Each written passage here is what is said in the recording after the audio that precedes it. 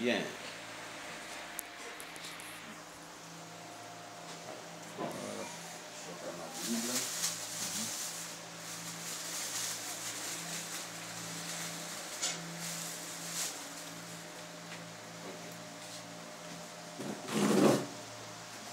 Bien, je vous salue tous dans le nom de Jésus-Christ. Amen.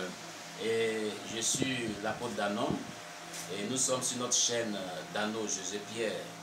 Et je suis ici à Mikao, Abidjan, quartier de Yopougon qu'on appelle Mikao, vers la zone industrielle. Et aujourd'hui, je crois que c'est le 29, je crois, 29 janvier 2020. Et nous sommes ici où réside notre sœur. Sœur, soyez bénie. Que Dieu vous bénisse. Comment est-ce que vous vous appelez? Bon, moi je me nomme Dosso Dorcas. C'est la sœur Dosso Dorcas. Et nous avons la caméra, l'évangéliste Fernand, qui est toujours avec nous. Par la grâce de Dieu, il est l'évangéliste Fernand qui a filmé nos programmes lorsqu'on était à Kanywa. Il a quitté Abidjan et puis il est allé à l'église missionnaire Jésus-Christ pour filmer notre programme. Et nous sommes ici en face d'une sœur qui a expérimenté vraiment des merveilles avec Dieu aussi. Et nous sommes là pour pouvoir vraiment réussir son témoignage, pour en savoir plus en détail sur ce merveilleux témoignage dont on a eu écho. Et c'est pour cela que je suis là ce matin. Bien aimés, nous allons donc prier le Seigneur et nous allons vraiment confier toutes choses à Dieu. Fermons les yeux, bénissons le nom du Seigneur. Éternel, nous te rendons toute la gloire, tu fais tout chose bon à ton temps. La Bible déclare que tu es celui-là qui crée les circonstances et c'est celui-là même qui programme toutes choses. Il n'y a rien qui arrive sans que Dieu l'ait ordonné, déclare ta parole. C'est toi, notre Dieu, qui a permis que cette situation ait lieu, que notre soeur expérimente, éternel Dieu, cette grâce qu'elle va nous déballer tout à l'heure. Nous voulons, Père, éternel Dieu, te recommander toutes choses entre tes mains et que ta grâce soit avec nous. Et que notre Dieu, notre Sauveur, ce matin, que ton onction couvre ce lieu. Que ce lieu soit couvert de ton onction puissante. Et que le sang de Jésus sanctifie tout ce lieu. Les démons espions, les démons, éternel Dieu, perturbateurs, je les frappe par la puissance de ta parole. Et qu'ils soient confondus. Et que le sang de Jésus nous couvre. Couvre ce programme. Éternel Dieu, béni soit-il ton nom, notre Dieu. Nous te prions d'inspirer toutes choses, de diriger toutes choses par ton Esprit Saint, au nom de Jésus-Christ. Merci Seigneur. Amen. Que Dieu vous bénisse. Amen. Alors, ma soeur Dosso Dorcas, voici comment nous procédons. Tu vas nous raconter un peu en première phase. Voilà, tu vas te présenter. Hein, si tu es marié, si tu n'es pas marié, tu es de quelle ethnie, si tu es chrétienne, si tu n'es pas chrétienne, tu es de quelle confession religieuse, chrétienne. Et puis, dans un premier temps, tu vas nous parler de ta vie avant Jésus-Christ, avant que tu ne rencontres le Seigneur, ta vie païenne. Parce que la seule option pour être chrétien, on est passé d'abord par la vie païenne avant d'être chrétien. Tout ceci pour montrer aux gens et aux païens que Dieu peut transformer la vie de quelqu'un qui n'a pas Jésus-Christ dans sa vie, s'il accepte Jésus-Christ. Et quand tu vas parler de ta vie avant Jésus-Christ, tu vas nous parler maintenant comment tu as rencontré Jésus-Christ. Et quand tu as rencontré Jésus-Christ, qu'est-ce qui s'est passé dans ta vie? Ça, c'est la deuxième étape. La troisième étape, tu vas nous dire maintenant ton expérience que tu as vécue avec le Seigneur. Voilà. Et la quatrième étape, après ton expérience, qu'est-ce que Dieu t'a chargé comme mission et comment ta relation avec Dieu se passe maintenant. Donc, nous avons 4 étapes à parcourir. Amen. Voilà. Donc, chers téléspectateurs, je vous salue. Je suis vraiment heureux de vous retrouver sur notre chaîne Dano José Pierre. Et voici que nous sommes en face d'une sœur, la sœur Dosso Dorcas. Sœur, pardon, il faut que tu parles un peu fort parce que souvent on a souvent les problèmes de micro. Voilà, comme on n'a pas de micro. Voilà. Alors, sœur Dosso Dorcas, présentez-vous. Bon, avant de commencer toute chose, je me présente d'abord. Amen. Je me nomme Dosso Dorcas. Je suis née dans une famille musulmane. Amen. Mon père était un grand musulman. Et ma mère aussi ainsi. Bon, je suis née dans cette famille, vraiment, personne ne connaissait le Christ. Et j'ai grandi dans cette famille et lorsque j'ai eu l'âge de la jeunesse, j'ai commencé à vivre une vie de débauche. J'escroquais les hommes. En tout cas, moi seul, je pouvais avoir 2 gars, 3 gars. Ça peut préciser. Voilà, comme nous l'avons dit, elle est en train de commencer son témoignage, sa vie païenne. Voilà, elle dit qu'elle a mené une vie de débauche. Et nous savons tous ce que c'est qu'une vie de débauche.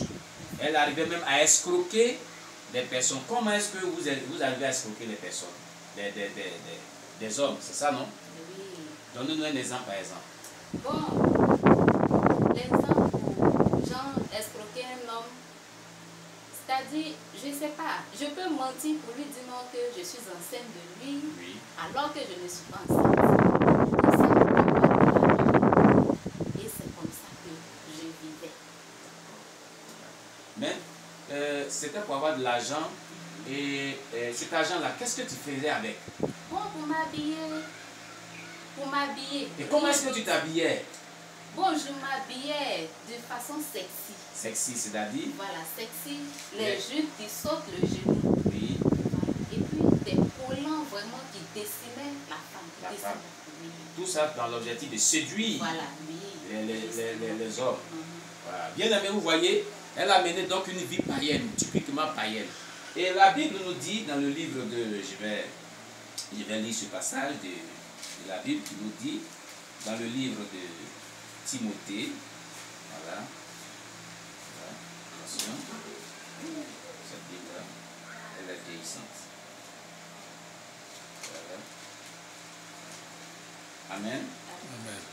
Voilà. La Bible nous dit dans le livre de 1 Timothée 2, versets 9 à 10, « Je veux aussi que les femmes vêtues d'une manière décente, avec pudeur et modestie, ne se parent ni de tresses, ni d'or, ni de perles, ni d'habits somptueux, mais qu'elles se parent de bonnes œuvres, comme il convient à des femmes qui font profession de servir Dieu. » Vous voyez, la Bible nous dit que les femmes doivent vraiment s'habiller de manière décente.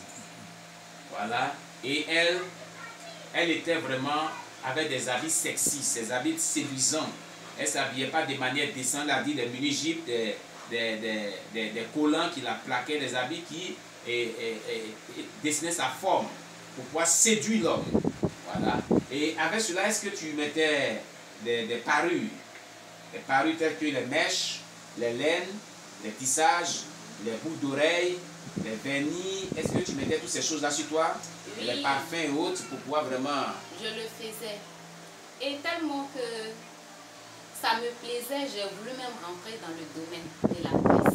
Et je suis sûre tout ça pour être tout en belle. D'accord, d'accord. Donc, on va y aller progressivement. Donc, dans cette vie païenne, voilà, comment est-ce que vraiment, est-ce que pendant que tu vis la vie païenne, et que vraiment tu escroquais ces personnes, parce que tu pouvais avoir 2 ou 3, 4 personnes avec qui tu sortais, donc avec lesquelles tu entretenais des rapports sexuels, et vraiment, est-ce qu'il ne t'est pas arrivé quelquefois que des chrétiens ou des hommes de Dieu te croisent et te parlent de Jésus-Christ? Bien sûr. J'entendais l'évangile, mais cela n'était pas... Je me dis, mais on parle de Jésus, qui a une fois vu Jésus. Et si on a vu Jésus, que la mort c'est une seule fois, il n'y a pas de jugement. En dehors de la mort, c'est ce que moi je voyais. C'est ce que tu disais. Voilà, c'est ce que je disais. Tu te disais. Donc je me disais comme ça que la vie, là, il faut la profiter. Il faut profiter de la vie. Il faut profiter de la vie massivement comme il se doit. La mort c'est une seule fois. Donc, pour toi, il fallait profiter de la vie pour nous appeler à une seule fois. Ce qui est sûr, ce qui va venir derrière là, toi, tu t'en fous. Comme je suis encore en vie, il faut que je vis ma vie comme bon me semble. Pleinement comme bon me semble. Mais cette vie, cher bien-aimé, était en dehors de Jésus. La vie qu'on mène en dehors de Jésus n'a pas vraiment de bénéfice quelconque. Ce n'est que vraiment perdition. Et sa finalité, c'est l'enfer. Amen. Mais dans cette vie-là que tu menais, Et parmi toutes ces personnes que Dieu a envoyées pour te parler de Jésus-Christ, est-ce qu'il n'y a pas quelqu'un qui a parlé un jour de Jésus-Christ qui t'a beaucoup marqué? Il n'y a pas un fait qui t'a vraiment marqué? Il n'y a pas quelqu'un qui t'a parlé de Jésus-Christ et puis ça t'a beaucoup touché? Bon, avant je dis, vous dites que quelqu'un m'a parlé de Jésus et puis cette parole m'a saisi. Non. D'accord. Que Dieu soit loué. Amen. Amen. Amen. Que Dieu soit loué. Maintenant, alors, dans cette vie de débauche, quel était l'événement qui t'a beaucoup marqué, qui t'a touché et qui a joué sur ta conscience? Est-ce que tu avais eu vraiment un événement qui s'est produit dans ces relations avec ces hommes? Vous partiez dans les maquis, je crois bien sûr. Vous partiez dans... Est-ce que tu as fréquenté les boîtes de nuit aussi? Bon, non, boîte de nuit, non. Donc dans les maquis, dans les hôtels, avec ces personnes. Mais est-ce qu'il n'y a pas un jour, un événement quelconque dans toute cette relation avec ces personnes-là qui t'a beaucoup touché, qui t'a amené vraiment à une prise de conscience, mais qui a fait que tu as eu de la pitié pour la personne? Non. Il n'y a pas eu d'événement.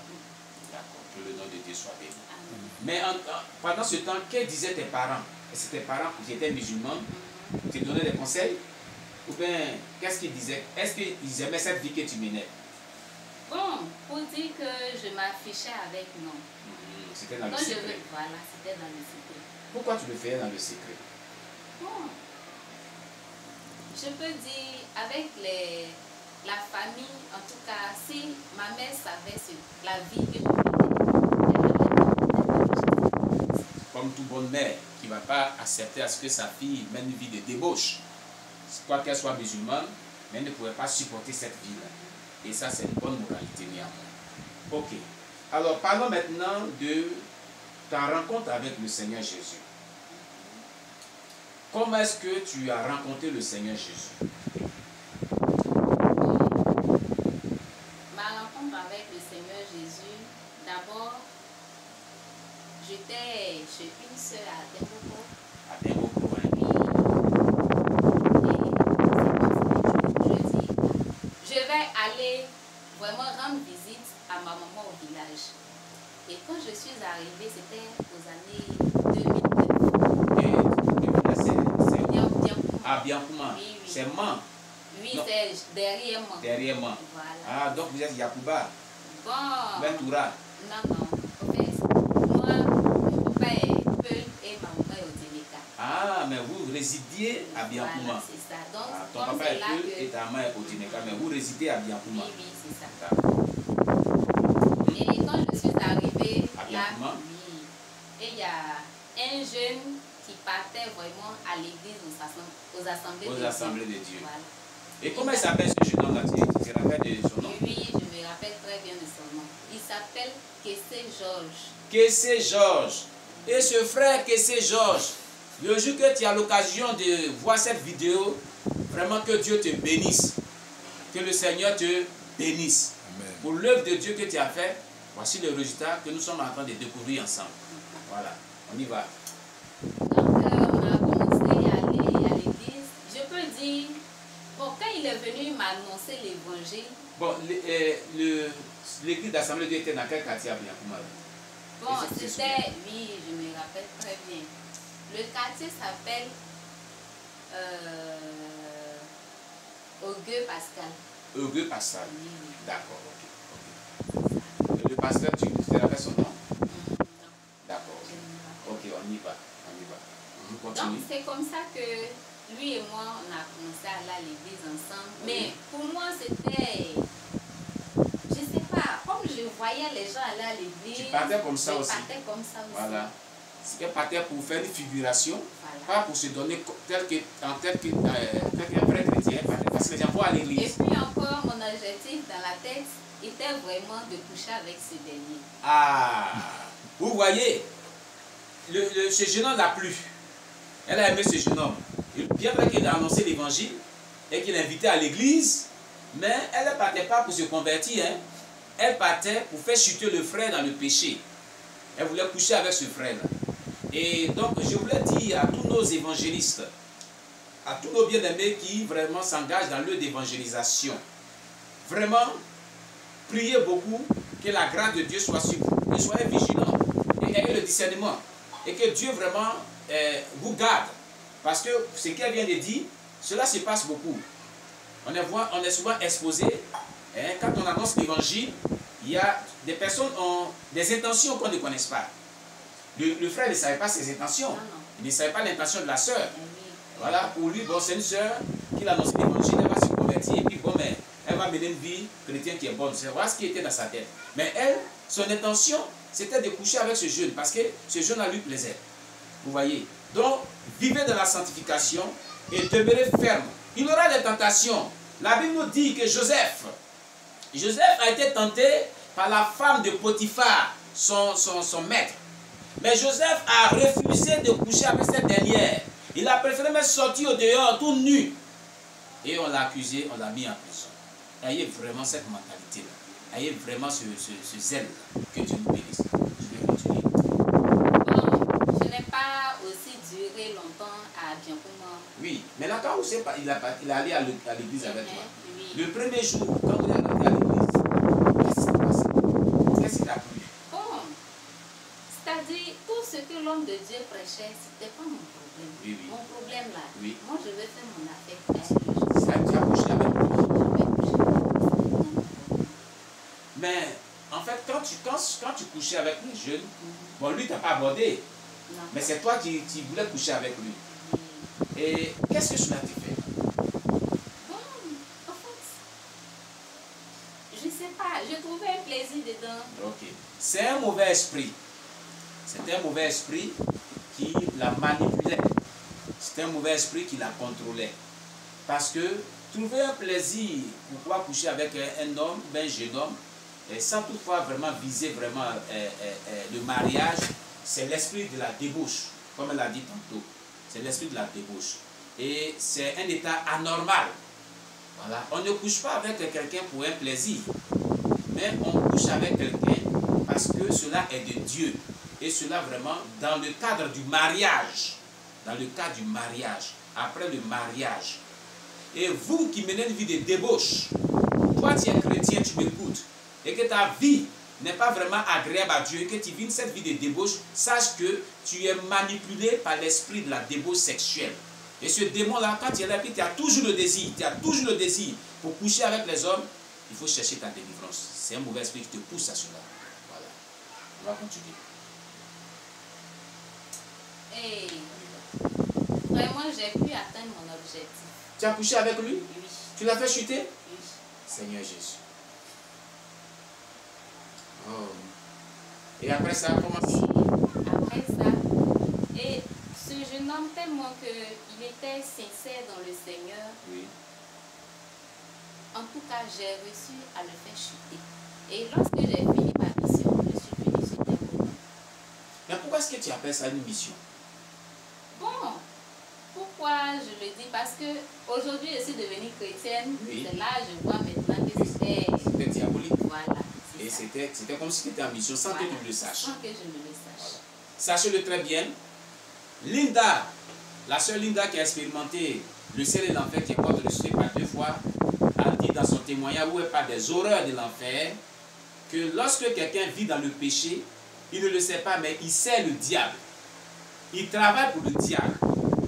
Et ce qu'elle vient de relater là, elle disait qu'elle était en mission. C'est comme si elle travaillait pour le diable, mais sans le savoir. Elle était inconsciente. Et vous qui menez cette vie de débauche et tout autre péché que vous commettez par plaisir, vous êtes manipulé, vous êtes en mission pour le diable sans que vous le sachiez. Et à la fin, le diable va vous prendre, il va vous accuser, il va vous envoyer en enfer. Que Dieu vraiment vous aide à vous repentir. Vous êtes retourné à Dimboko. Je suis retournée à Dimboko. Et là encore, ils ont annoncé le baptême. Ah, dans l'église, quelle église Assemblée de Dieu? Assemblée de Dieu. Et quand ils ont annoncé le baptême, je faisais mon baptême, mais je vivais toujours la vie de débauche. Ah, tu faisais les coups de baptême, Oui. mais tu vivais la vie de débauche.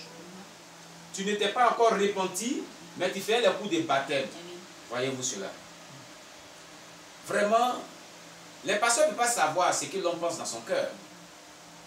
Mais s'engager dans les cours de baptême pour être baptisé, c'est sacré. Nous ne devons pas le faire et avoir une vie de débauche. Je vais conseiller aux frères ou aux sœurs qui s'engagent à se baptiser de ne pas mener cette vie-là. Parce que c'est quand même regrettable et c'est pas bien. Voilà, on peut continuer. Et le même frère aussi que je l'ai fait chuter à Biancouma. Oui. Un jour comme ça il m'a appelé, il m'a dit que ah vraiment sœur, j'ai eu vraiment mon concours de gendarmerie. Il dit ah gloire à Jésus. Amen. Il dit ah quand tu parles de Jésus maintenant, il dit oui. C'est quel suis-je? Je vais à l'église. Voilà. Et il m'a dit comme ça que ils sont venus faire leur formation à Daloa, à Torogwe. Ah oui. Voilà. À Torogwe. C'est ça. Donc, ce dernier me disait comme ça aussi que vraiment, sœur, il faut rester ferme dans le Seigneur. Voilà, dans le Seigneur. Je disais, ok, il n'y a pas de souci, j'ai compris. Et son affectation est sortie et il est venu à Demboko. Ah, il t'a rejoint à Demboko. Oui. Donc, pour finir vraiment, d'abord on allait encore sur l'état de baptême. Oui. Avant de me faire baptiser, je couchais avec d'abord 3 hommes. Ils étaient à l'église? Non. En dehors de l'église? En dehors de l'église. Maintenant, l'homme de Dieu m'a fait asseoir, il a fait mon entretien. Il disait comme ça que ma fille, es-tu prête pour le baptême? Je dis oui, pasteur, je suis prête. Pour moi, baptême était un truc de mode. De mode. Voilà. C'est-à-dire qu'elle n'a pas pris conscience que le baptême, c'est un acte sacré qui ne se fait pas en vivant dans la débauche ou bien en vivant dans la vie païenne. Pour elle, c'est quelque chose, bon, on peut faire comme ça, voilà. C'est ordinaire, des choses sans valeur. Voilà. Vous qui devez vous baptiser, vous ne devez pas prendre le baptême de cette manière. Le baptême est sacré. C'est un engagement pour l'éternité. C'est un engagement qui prouve que vraiment, on va encore en eau profonde avec le Seigneur et on se consacre à lui, on se livre tout entièrement à lui. Mais ne prenez pas ça de manière vaine. Voilà. On peut continuer. Et vraiment, après le baptême, à la veille de mon baptême, oui. Je suis même allée au maquis. Ah, Seigneur Jésus. Avec en tout cas, avec un ami encore, on allait boire. Pour quelqu'un qui va se faire baptiser dimanche, samedi, je suis allée au maquis. Pour aller boire. Oh, Jésus. Quelle ignorance. Bien aimé, tout ça pour dire que la sœur a vécu vraiment une vie païenne proprement dite. Proprement dite. Et que Dieu peut transformer la vie de quelqu'un qui a une mauvaise vie. Jésus-Christ est transformateur de la vie des gens qui ne le connaissent pas. La Bible dit dans 2 Corinthiens 5, verset 17, si quelqu'un est en Christ, il est une nouvelle créature, les choses anciennes sont passées, voici toutes choses sont devenues nouvelles. Vous pouvez continuer. Et le dimanche, j'étais là, je me suis lavée, je suis allée à l'église. Oui. On disait comme ça que, quels sont ceux qu'on va les faire baptiser? Bon, j'étais là, une voix me ciblait à l'oreille pour dire, avec tout ce que tu fais là, es-tu sûr de toi que le baptême sera, est-ce que le Seigneur va vraiment aimer? J'ai dit, oh, c'est pas seulement pour me faire plonger dans l'eau. Ah bon? Oui. Vous voyez, quand le dimanche il allait à l'église, ils ont dit comme ça, quels sont ceux qui veulent se faire baptiser, n'ont qu'à approcher.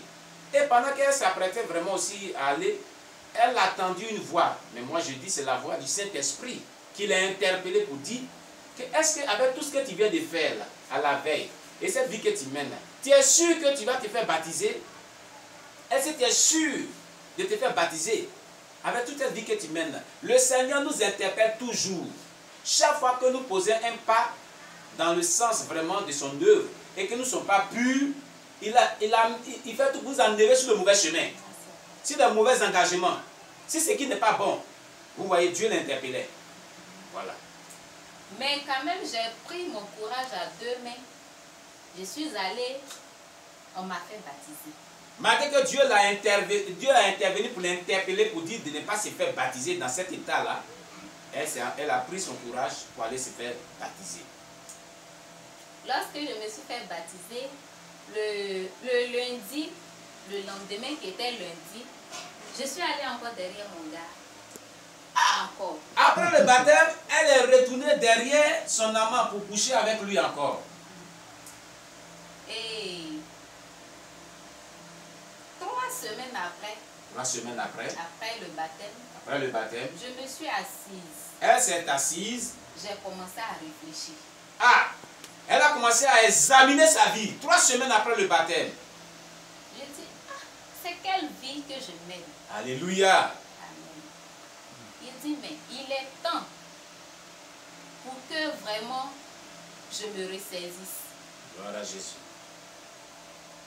Bon, autant là, moi je me disais que c'est moi qui parlais, mais moi je voyais, c'est maintenant que je vois que c'est le Seigneur qui me parlait. Qui te parlait. Voilà que tu Voilà. laisses bien comme ça, c'est maintenant que tu vois que c'est le Seigneur qui te parle. Voilà. Donc quand j'ai commencé maintenant à vraiment m'accrocher au Seigneur, mais pendant ce temps, je coiffais, hein, je faisais mon apprentissage de la coiffure. Voilà. Avec un homme, ce jeune homme s'appelle Sungalo. Et ça c'était où? C'était toujours à Demboko. À Demboko. Dans quel quartier? Nous étions dans une cité, la cité s'appelle Cité Sojefia. Ok. Donc, tu sais, avec le Seigneur, quand tu veux vraiment suivre le chemin de Dieu, c'est là que tu es beaucoup éprouvé. Mais pendant que je vivais cette vie de débauche dans le Seigneur, il n'y avait pas d'épreuve. Je n'avais pas d'épreuve. Mais quand j'ai commencé vraiment à me concentrer sur ma vie chrétienne, et ma grande soeur que j'étais chez elle, elle a commencé à me persécuter. Amen. Vous voyez le diable, quand tu es avec lui, il ne peut pas te persécuter. Quand il fait son travail, il te laisse vraiment libre. Elle vient de le dire si bien. Elle dit quand elle menait sa vie de débauché, elle faisait tout ce qu'elle voulait. Pendant qu'elle était à l'église, on ne la persécutait pas. Il n'y avait pas de preuve qu'elle vivait. En tout cas, tout était en rose. C'était la vie en rose, c'était une belle vie. Comme les gens du païen, les païens me disent, les belles vies, sinon ça, c'est pas une belle vie pour les chrétiens. Mais le jour, elle a examiné sa vie. Elle a choisi de suivre le Seigneur Jésus-Christ. Sa sœur, chez qui elle vivait, va commencer à la persécuter. Toi qui m'écoutes, quand tu prends l'option de marcher sincèrement avec le Seigneur, le diable va se lever et va pousser les gens à te persécuter. Mais il ne faudrait pas vraiment te décourager. Que le Seigneur te bénisse. Et ça, c'était aux années de 2014, c'était dans le mois de juin. Juin, le vacances était déjà arrivé parce qu'elle enseigne à Demboko. Elle me disait comme ça qu'elle va venir sur Abidjan pour les vacances. J'ai dit, ok, grande soeur, comme tu veux aller en vacances, moi je fais déjà mon métier, je vais rester ici. Et c'est comme ça qu'elle a dit, il n'y a pas de souci. Et à la maison, il y a un jeune qui venait vraiment donner cours à domicile à ses enfants. Le jour J de son départ, elle ne m'a pas informée. On me dit que, petite soeur, je vais sur Abidjan pour les vacances. Elle s'est entendue avec le jeune homme pour dire que si ma petite soeur quitte au travail, dis-lui que sa place n'est plus chez moi ici. Elle n'a qu'à partir de chez moi. Et à ma grande surprise, je quitte au travail, je vois le portail est ouvert, il y a la lumière au salon. J'ai tiqué, j'ai dit, ou bien voler est rentré ici. À ce que je sache, ma grande soeur, je l'ai vue matin avec les bagages, elle est partie. Oui. Même si elle ne m'a pas dit au revoir, peut-être qu'elle n'était pas d'humeur. Et je rentre, je vois ce jeune homme-là, je dis, mais il s'appelle Raoul. Je dis, Raoul, mais quand tu fais quoi là, à cette heure-là? Et il dit, non, que tante dit de rester ici. Je dis, ah bon, ah d'accord, quand il y a beaucoup de chambres aussi, il n'y a pas de souci. J'ai devenu maintenant comme une membre de famille. Il m'a dit non, que ta grande soeur dit de partir de chez elle, et c'est ta chambre là que moi je dois occuper. Il dit, ça c'est bizarre, hein? C'est ce que ma grande soeur t'a dit. Il dit oui. Il dit d'accord. Dis à ma grande soeur que je suis connectée. Et elle n'a qu'à m'appeler pour m'informer. Et je ne sais pas ce qui s'est passé après. Son mari est il est douanier. Lui, en ce temps, il était à la frontière de Libéria. Et lorsque lui et moi, on se disputait comme ça, moi avec le jeune homme là, c'était un mercredi. À ma grande surprise, mon beau est arrivé vendredi nuit. Il me dit, Dorcas. J'ai dit, oui, tonton. Il dit, tu sais que tu dois partir d'ici. Il dit, ah, tonton, je suis quand même comme ta fille. Si j'ai posé un acte qui ne t'a pas plu, tu peux me faire asseoir en tant qu'un père et fille pour me parler. Il dit, il n'y a pas d'explication à donner ici. Je dis, tu vas libérer notre maison. J'ai dit, ok, il n'y a pas de souci, mais donne-moi un peu de temps. Et on a dormi samedi. Il s'est réveillé, il est venu taper à ma porte. Il dit, j'espère que tu as rangé tous tes trucs, hein? Il dit, ah mais ça c'est quelle histoire ça? J'ai dit, d'accord, attends, je vais aller appeler ma grande soeur à la cabine. Je suis allée, je l'ai appelée, je dis, ah grande soeur, vraiment, je ne comprends plus rien. Oui. Je suis ta petite soeur, j'ai duré avec toi. Oui. Et voilà que la fois dernière, Raoul est venu me dire non, que toi tu dis n'a qu'à rester dans moi ma chambre. Et moi je ne le croyais pas. Mais ton mari même est venu avant-hier et vous me dites de partir. Vous me dites de partir. Qu'est-ce qui s'est passé? Je ne sais pas où je ne sais pas. Et elle m'a dit comme ça que est-ce que quand on dit à une personne de rentrer chez elle, c'est injuste ça? Ah bon? J'ai dit ah! Pendant que j'avais véritablement commencé à me donner au Seigneur, c'est là que les amis de mon beau là, ses collègues douaniers venaient dire non que ah, parce que son surnom que les gens donnaient, c'est quelqu'un il a l'argent, on l'appelle Monsieur le Gouverneur. Donc gouverneur, ta petite femme là, elle me plaît beaucoup. Je veux la marier. Et je disais, quand mon beau vient me voir, il vient me voir, j'ai dit, ah tonton vraiment, moi le chemin que j'ai choisi là, c'est le chemin de Dieu. C'est le chemin de Dieu. Je ne veux pas retourner en arrière parce que je suis quittée très loin. Mais quand je lui dis ça, bon, comme c'est quelqu'un qui... Il n'est pas chrétien. Voilà, il n'est pas chrétien. Oui. Il ne comprenait pas le message. Oui. J'ai dit, tonton, s'il te plaît, moi si le jour où je veux me marier, c'est que c'est Dieu qui va donner moi mon mari. Il dit, d'accord, comme ton Dieu il est grand, dis-lui qu'il te cherche un dortoir. Alors je comprends pourquoi on l'a chassé. Voilà. Parce qu'elle a décidé de ne plus vivre cette vie de débauche. Et comme eux se plaisent dans la vie de débauche, et qu'il y a plusieurs de ses camarades, son beau-frère là, il y a plusieurs de ses camarades qui voulaient vraiment d'elle et qu'elle a refusé, je crois que c'est là est venue cette persécution. Vraiment, que Dieu soit loué. Amen. Mais tous ceux qui nous écoutent à l'antenne, je voudrais vous encourager vraiment, si vous êtes persécutés aussi, dans votre engagement le Seigneur, à demeurer ferme et à ne pas véritablement céder à la persécution. Voilà. Par la suite, qu'est-ce qui s'est passé? Hey, le samedi nuit là, j'étais là, je dis à mon tonton que tonton, patiente-toi. Mais ce qui m'a plu chez moi, pour dire que je vais les injurer de manière, en tout cas des paroles agressives, en tout cas, c'est pas sorti de ma vie. Amen. Je disais, tonton, faut te patienter. Je vais libérer la maison. Il dit, arrange-toi demain. Demain, dimanche, la journée. C'est-à-dire, il ne faut même pas que le soleil va se lever pour te trouver ici. J'ai dit, ok, il n'y a pas de souci. Je suis rentrée dans ma chambre et c'est comme ça que j'ai commencé à plier mes habits. Et je chantais un cantique de louange. Amen. Je dis, Seigneur, que ta volonté soit faite dans ma vie. Amen, amen, amen, amen. Et lorsque j'ai fini de plier mes habits, j'ai tout rangé. Je suis allée me coucher aux environs de 22 heures. Et j'étais là parce que moi, école là, je n'ai pas fait. Et je disais comme ça que Seigneur, c'est vrai, école, je me suis limitée seulement en classe de CE2. Mais CE2 là, c'est depuis 2003. Je ne me rappelle, je n'arrive plus à lire. Mais quand je suis à l'église là, il y a une parole, j'entends dans la bouche de ton serviteur, il dit non que Dieu dit dans sa parole que invoque-moi le jour de ta détresse, je te répondrai. Amen. Et c'est comme ça que j'ai adressé cette prière à Dieu. Alléluia. Amen. Et j'ai dit, Seigneur, je ne connais pas la Bible. Mais la parole que j'ai pu saisir à l'église, Seigneur, que ta volonté vraiment soit faite. Mais tu as dit dans ta parole de t'invoquer le jour de ma détresse. Et je t'invoque maintenant, Père. J'ai fini de faire cette prière-là, je me suis touchée. Je vois aux environs de 22h30, mon téléphone sonne. Amen. Et comme j'ai mené vie de débauche aussi dans Dembokro, là où j'étais, et j'ai entendu une voix d'une femme. Elle dit allô. Dès qu'elle a dit allô, j'ai dit madame, je ne suis pas avec vos maris. Elle dit mais attends, de quoi tu parles? J'ai dit tu sais très bien de quoi je parle. Que moi j'ai choisi de suivre le Seigneur. Voilà. La dame me dit non, mais il ne s'agit pas de chercher mon mari. Oui. Que c'est toi Dorcas. J'ai dit c'est moi.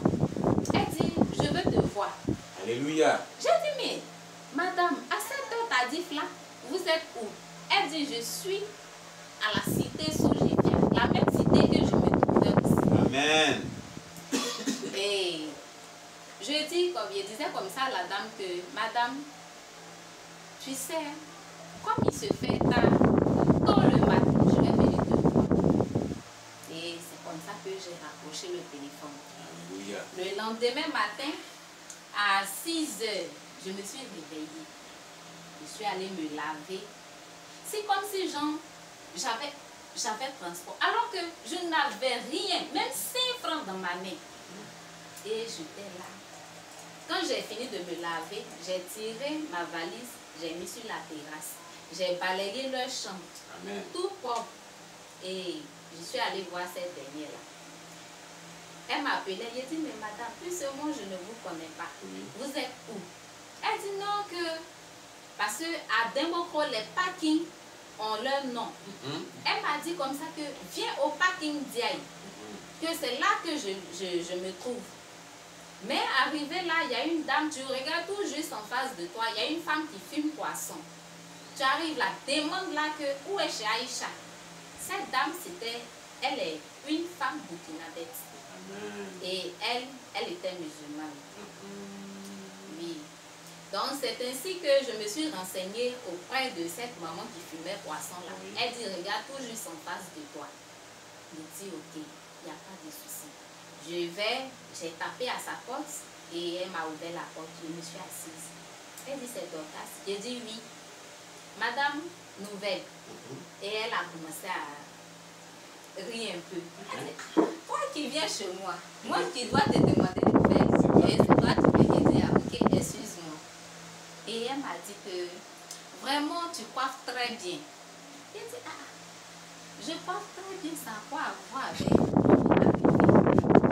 dit, mais c'est pour tout ça là que je t'ai appelé. J'ai dit, mais vous ne m'avez jamais vu coiffer et puis vous trouvez que moi je coiffe très bien. Elle dit, vraiment, quand je trouve coiffer certaines filles, je leur demande, on dit c'est la petite soeur de l'institutrice qui fait. Et c'est comme ça que j'ai demandé ton nom et elles m'ont dit que tu t'appelles Dorcas. Bon, vraiment, il n'y a rien de grave. Tu vois, dans ma main là, il y a nouveau-né et elle venait d'accoucher. Oui. Voilà. Elle m'a dit vraiment, excuse-moi, il ne faut pas trouver ça comme foutaise, mais j'ai mon salon de coiffure à Tomodi, tu vas aller gérer. Alléluia. J'ai dit, ah! J'ai dit, ok, tu veux que j'aille quand? Elle dit aujourd'hui même. J'ai dit, mais ça en fait, Tu ne pouvais pas comprendre. je ne pouvais pas, ça dépassait mon entendement. Oui. J'ai dit, mais Seigneur, ça c'est quoi? Elle dit, oui, que je veux même que tu ailles ce matin-là même. Que tiens ton transport. Le transport coûte 1000 francs. Mais je te donne 2000 pour que tu puisses te défendre avec. Et quand tu vas arriver, tout le monde dit, c'est une ville, je ne suis jamais arrivée là-bas. Je n'étais jamais arrivée dans cette ville-là. J'ai dit, mais je m'arrange comment pour arriver à la maison? Elle dit, bon, je vais te donner vraiment des procédures. Elle dit, si tu arrives à la gare, tu vois les taxis verts là, tu leur dis, je vais à Djoulakro. Djoulakro, c'est dans le marché de Djoulakro que le salon se trouve. Et là où le salon se trouve, c'est dans une cour familiale.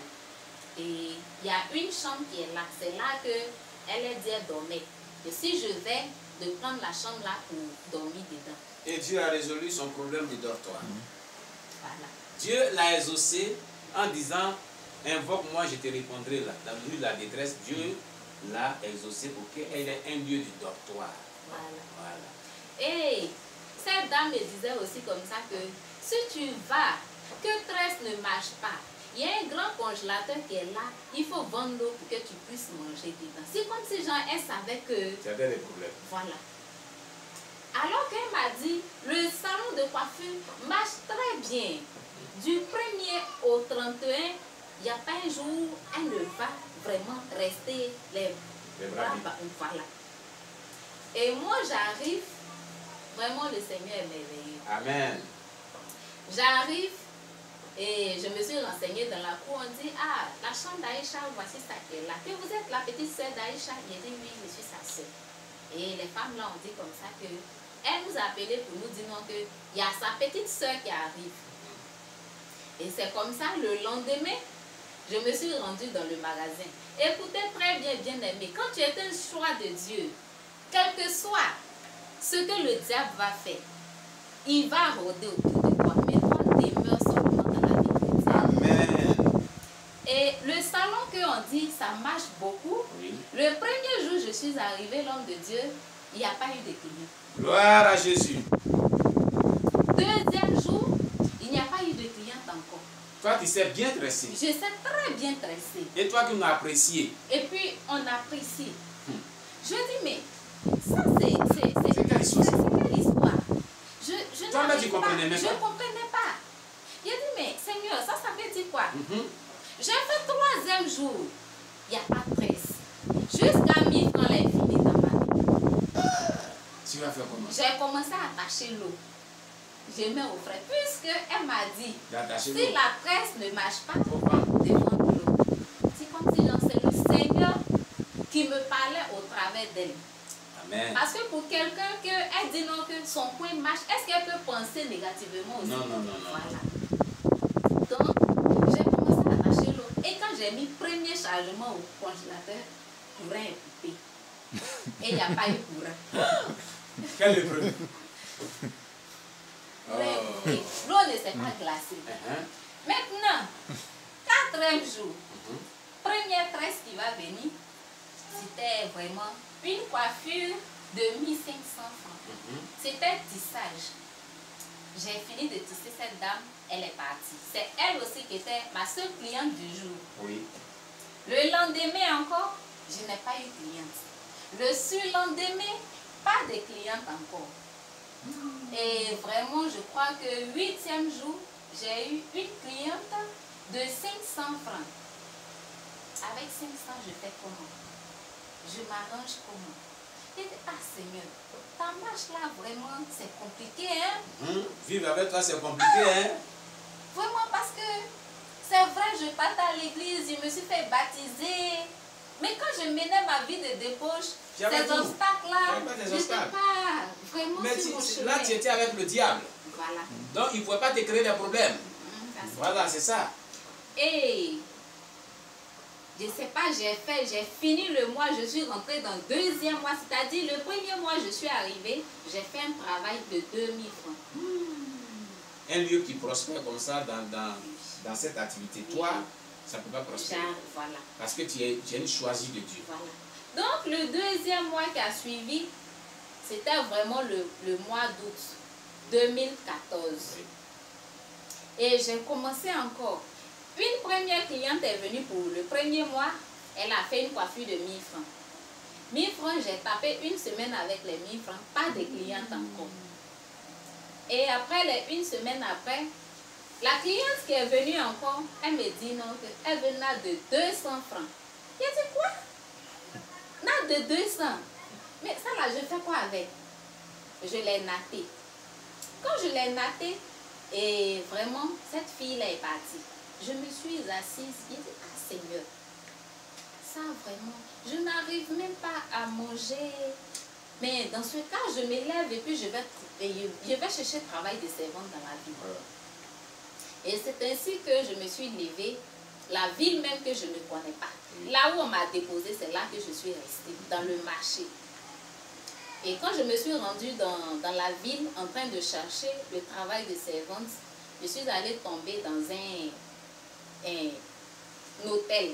Bon, puisque Quand je passais, j'ai dépassé deux jeunes dames là qui étaient en train de dire non, que mon patron cherche fille 2 jours là pour travailler.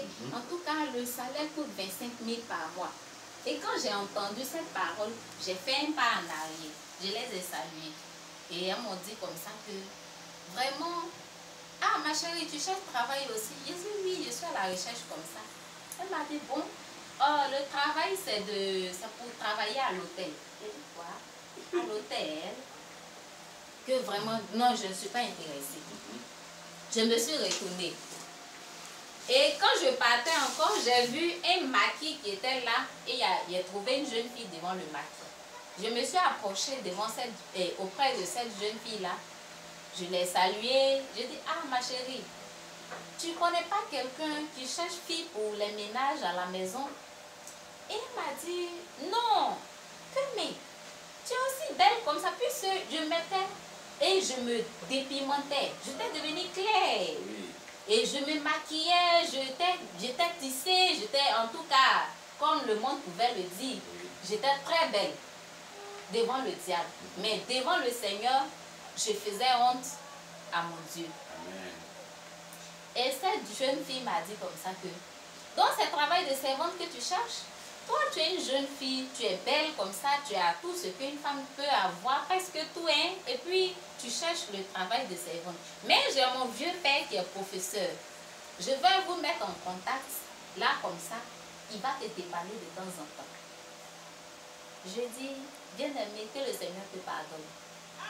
Amen. Et je me suis retournée. Quand je partais, une voix me cible à l'oreille pour dire non, que toi, ça fait 4 jours, tu n'as pas encore mangé. Aujourd'hui est 5e jour.